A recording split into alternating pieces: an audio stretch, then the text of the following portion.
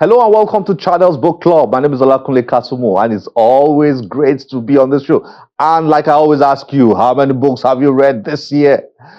Get cracking. The year is not over yet, so get cracking, get cracking. Reading makes a mature mind, a wise soul. Reading is powerful. As much as it entertains, it educates, and it empowers. So get cracking. Well, remember COVID-19? The year we were struck with COVID-19 and the whole world was shut down. One of the things I've realized is we tend to have short memories, we humans. We just move on. And remember those days when we were all locked down and a lot of people were gripped with fear. Nobody was sure what was going to happen. Was it the end of the world even? It was that bad. And everybody was scared and nobody wanted to touch anybody else. Nobody wanted to, hidden in our homes and all that. It was I was struck by COVID-19. I was ill and I lost some very close persons. And a lot of people had the same experience. Well, thank God we went through that and we're all alive and the world is moving on right now. But some writers have taken it upon themselves to write, the stories of, those months and the year when the world was struck with COVID-19. And they are the ones who keep history alive. 200 years from now, 100 years from now, 50 years from now, whenever, as long as the world exists, that history will be preserved and people can look back and read about the stories of COVID-19. Well, this special guest of ours, a brilliant writer, publisher, somebody who has been in the book space for so many years and is doing great things, decided to put together a combination of short stories and poems into a book creatively titled Covik One-Nine. Well, not COVID, actually. Covik One-Nine. Smart. Covik One-Nine. That's the book she's put together. And it's a pleasure to introduce to you our guest for this week, Ibiso Graham-Douglas. Let's get to meet with her and enjoy the conversation discussing her book, Covik One-Nine.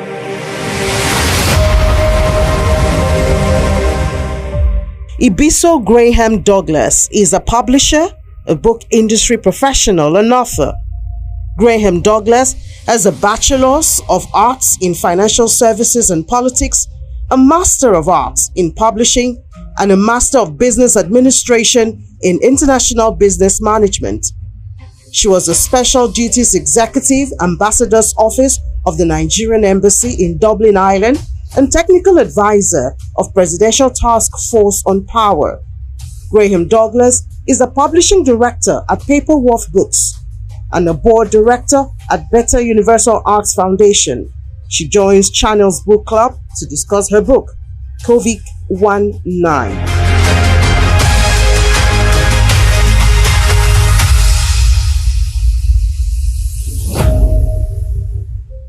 It'd be so nice to have you on Channel's Book Club. Thank you for having me. At last. At last.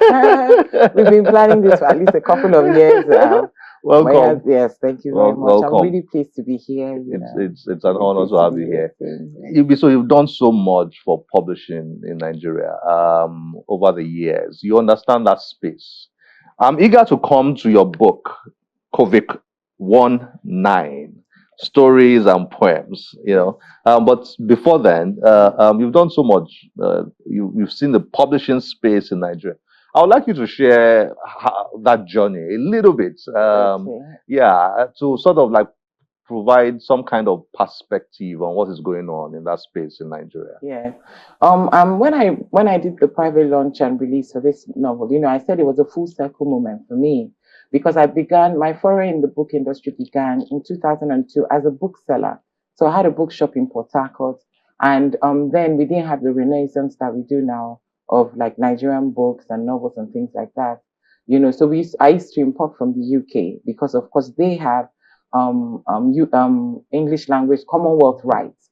So for us to be able to access international good quality literature, we had to buy them from the UK. So I started doing that and I realized, hang on, we don't really have control about, what we consume and what we put out there. And that was how I segued into publishing.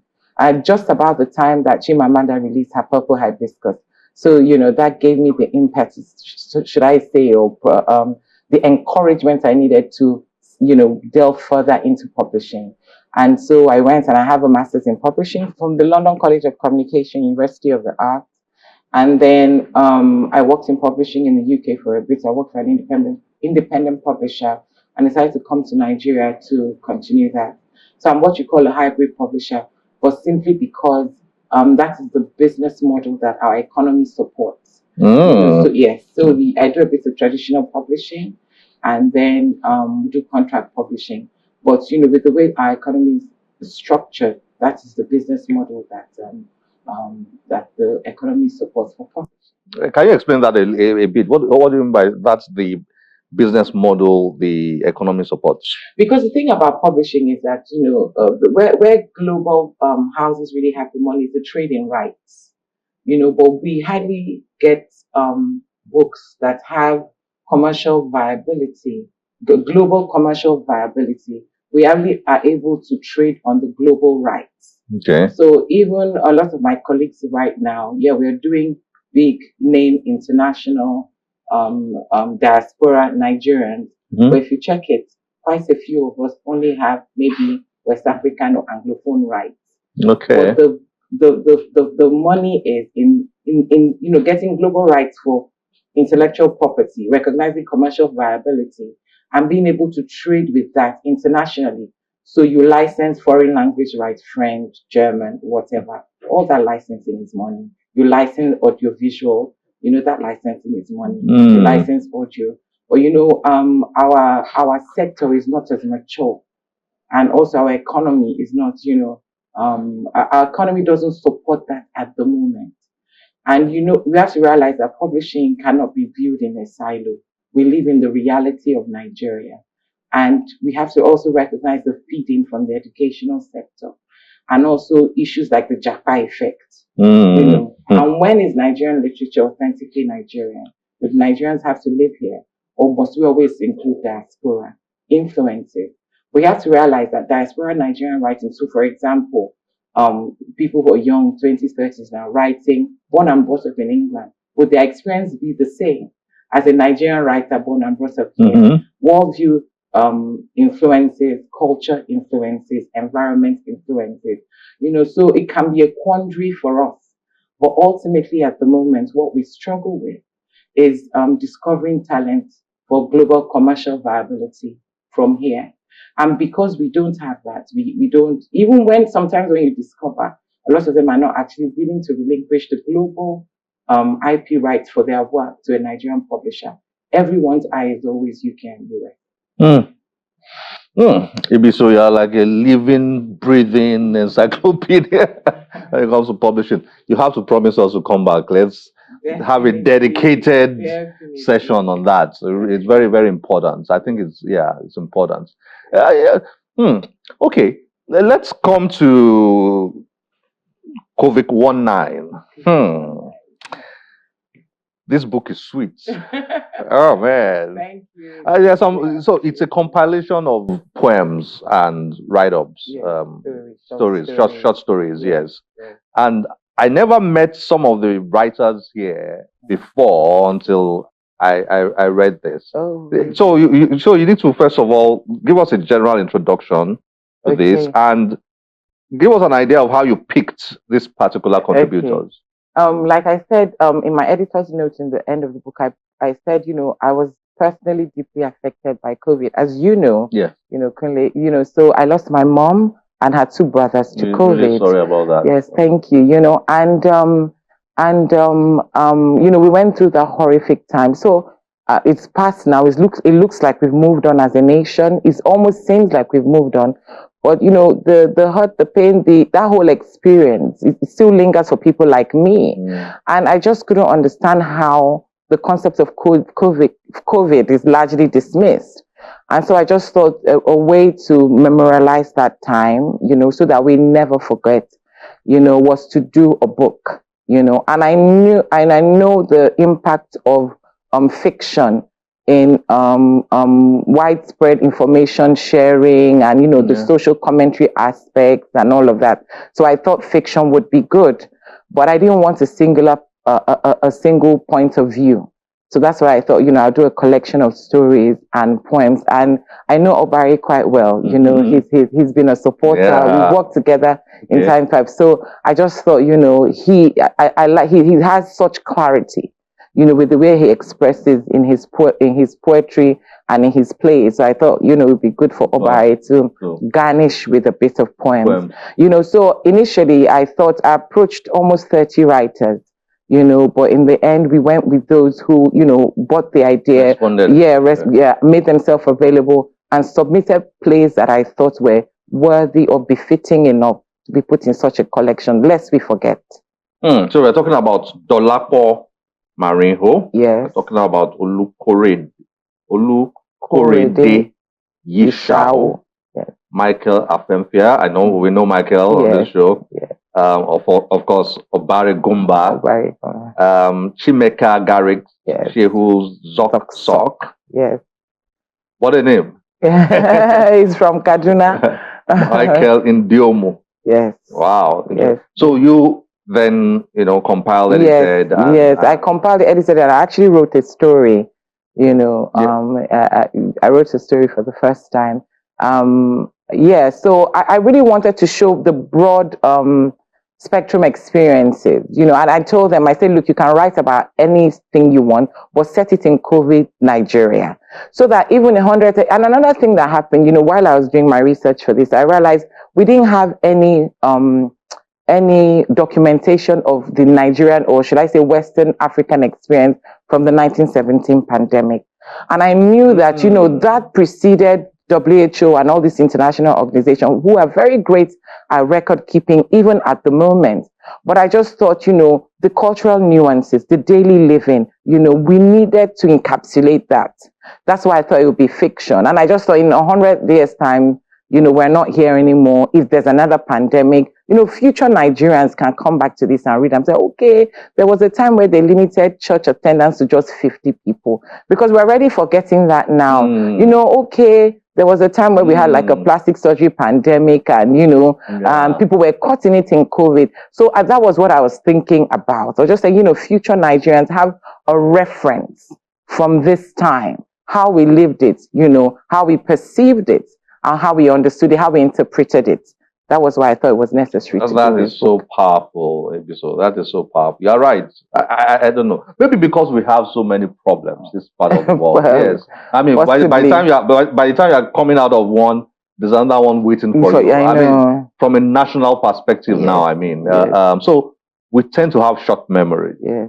You know. But I think that we shouldn't disregard the experiences, you know. Let's not disregard it. In the year of COVID, I'm part of the Ibiso University Arts Foundation, is an NGO founded by my sister. And we run an annual playwright competition. In the year of COVID 2020, for the first time, we gave a theme. And the theme was Out of the Ashes We Arise. But I was amazed, out of about more than 300 plays submitted, not one was on COVID. Wow. All of it was on NSAS. Yes. Oh, wow. All of it was on NSAS. I was thinking maybe it was a demographic issue because the applicants were between 18 to 40. But I thought their lives somehow should have been affected by COVID, but not one play, not one referenced COVID. And that was why I thought, no, this is an imperative. We really need to document this, because NSAS, it was a similar time, it's very well documented, very well spoken about. But it goes like what you say, you know, like one of my friends says, you know, Nigeria, generally, we're all suffering from some kind of PTSD or the other, because we go from trauma to trauma to trauma. But because we go from trauma to trauma to trauma, doesn't mean that we disregard the impact of a previous trauma upon us, whether it makes us worse or makes us better. You know, we need to acknowledge it. So that where possible, where we have problems, we can seek solutions or seek help. You know, one thing that saves us as a people, I think, you know, social cultural, is that we're communal in nature. So you have an extended family support, you have the church or the mosque religious support. So that helps. So, you know, very, very often you find that people don't go through things in isolation. But because that happens, because that help doesn't mean we should disregard the trauma. Now, talking about the stories, let's Yes. use one as a teaser. Yes. And what I know you'll be tricking me asking you which one is your favorite. You'll feel like you're in a corner. Yeah. Easy for me to pick. My favorite is Smoke and Ashes. Yes. I love the other stories too, Mm. including yours. But Smoke and Ashes has really resonated with people, for some reason. Smoke and Ashes has really resonated. Yeah, Okay, Dolapo good. Marino's Yeah, story. yeah. So let's use that as a teaser Yeah. for viewers to see what's inside here. So the story, Smoke and Ashes. Yeah. Could you just summarize it just a little bit as a teaser for viewers, Okay. so they get a sense of the kind of things they will see in here? Yes. So I particularly like Smoke and Ashes as well because it starts in a church, and it's a COVID funeral, social distancing. Only 50 people could be there, and a widow goes in. This lady whose husband has died of COVID. And she walks into the church and she recognizes everybody but one woman who has two little kids that looked awfully familiar. Awfully familiar. So, curiosity or whatever, she approaches the lady, and in their conversation, the woman, her life unravels. She discovers that the woman. Let's not spoil it for them. Let's just say her life unravels. Yeah. And you think it's like a double grief and a double trauma. For the protagonist in the story, it's a double grief and a double trauma. Realize that she didn't know everything about her late husband. Yeah. And it just also shows, one of the things that I found quite intriguing was how, by the time she was confronting this aspect of her husband's life, she forgot that there were people gathered in the church to pay any kind of respect to him. Yeah. She forgot all about that. Yeah. And I guess that's what trauma does to you. That's what grief does to you. Mm-hmm. It makes you lose sense of societal norms and people's expectations. Yeah. Because it's almost like you're trying not to drown in the reality in which you found yourself. Yeah. Oh, let me read just maybe one. I mean, that's one story. There are other stories. Yeah, there's a story in Pidgin.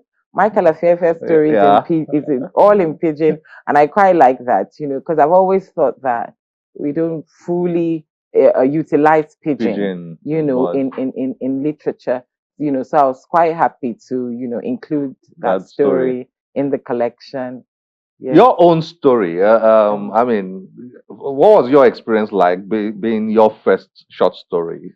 Well, initially when I was working on this, I didn't think I was going to do a story. But like I said, by the time it was done, I was like, maybe you should just try and do something. But the concept of my story centers around this girl who does plastic surgery just before the lockdown. And I always wondered. Plastic surgery baffles me. I can't quite understand it. I understand if you have health reasons, but I can't understand young girls, just playing with their health like that. So I thought, let me set that in the COVID era, because it could have happened to people, where you do a surgery, because that's the thing. It is a major surgery and we don't realize. And because it's a major surgery, there are other complications. It comes with the normal surgery complication. And in this case, in the girl's life, she had a blood clot. She had a pulmonary embolism. And I just thought, just explore that, and how she be received by healthcare system and all of that. And that was why I decided to, explore that. Yeah. Interesting, but fantastic story. Story. And Gomba, the great Gomba. Yes. I mean, he's written one of my favorite poems. Which one? Which is the Wuhan is next door. Oh, the Wuhan is next door. Wuhan is next door. I love it. And I like the fact that he did it for Li Wenliang. That he was the whistleblower. He was the whistleblower, the initial whistleblower in China that died, really. But I think when he realized he was dying, it was that made us realize. Because when I heard that COVID was happening, when I think I traveled that year, it was on my trip back, and they said, oh, there was another outbreak. I thought it was like MERS or COVID-2. So I just thought, it's probably one kind of bird flu or, something. I didn't realize that it was serious. The world was going and that I would lose my mom. Oh, wow. And I would lose my mom. So I like how he's written that, Wuhan is next door. The next pandemic is next door. Is next door. Is next door. The next pandemic is next door. Let's read this together. Maybe which one? A few verses. Wuhan is next door. Okay. So okay, you start. Okay, the story was a snake that slithered out of a WeChat group. You cannot keep a viral snake in a bag that has a hole. You cannot keep a problem in a room that has many exits.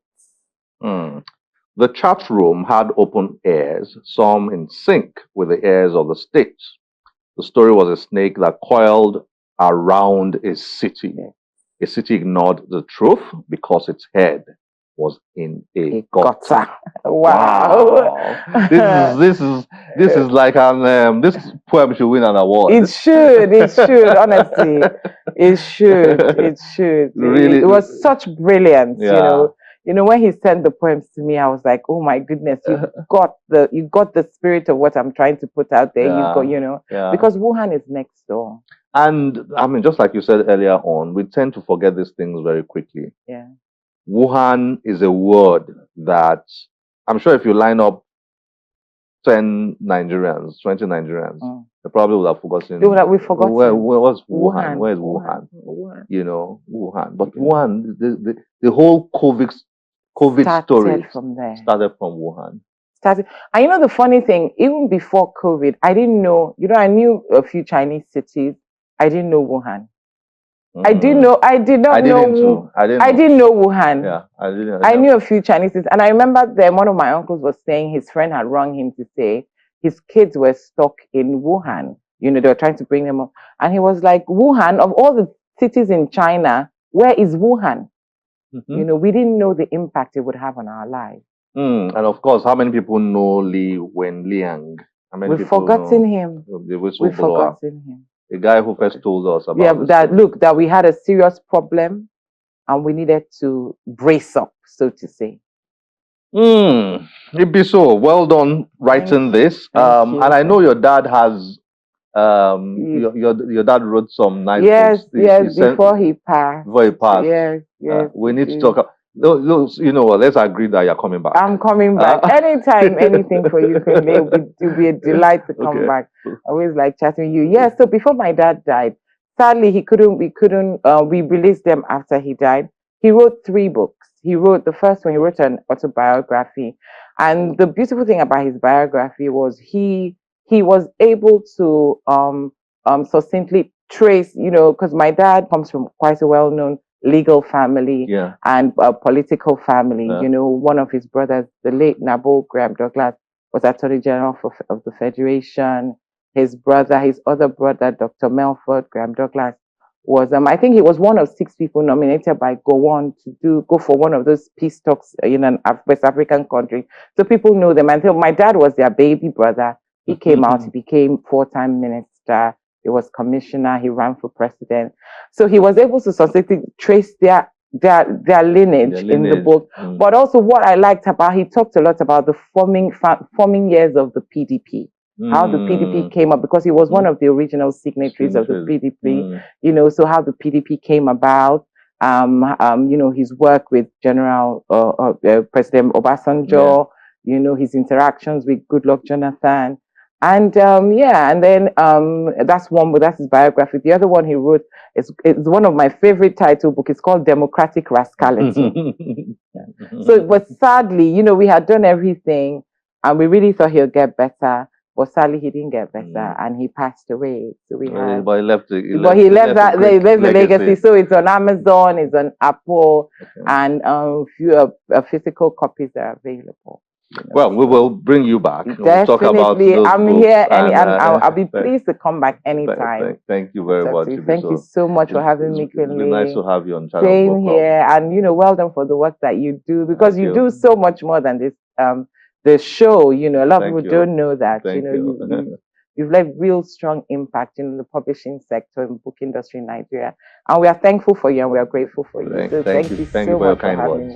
Nice to have you here. Thank you. Thank you.